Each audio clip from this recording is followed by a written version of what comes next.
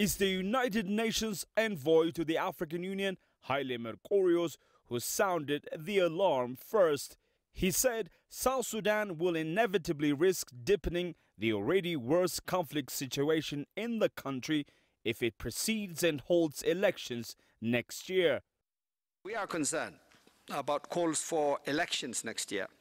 While elections should take place in due course, they can only be held in a stable security environment, one in which people are not displaced by violence and hunger, and in which they are able to express their political views free from intimidation. Hastening the conduct of elections without these conditions in place risks deepening and extending the conflict. Normally, the UN would call for speedy elections to take place in its member states, especially those in Africa. But this time around, and unusually, it has called for just the opposite to happen.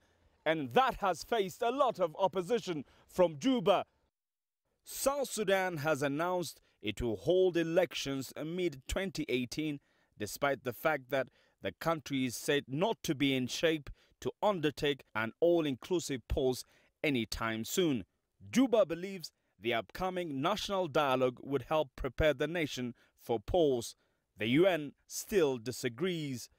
A national dialogue process cannot be a substitute for a negotiated peace agreement, which, if implemented in good faith, can end the conflict and enhance the potential for the wider dialogue process.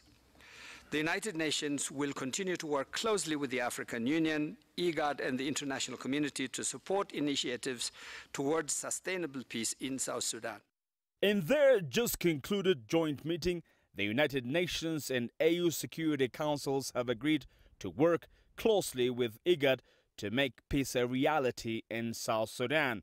But only time will tell if the renewed vow could work this time around or not. Grumtala CGTN, Addis Ababa, Ethiopia.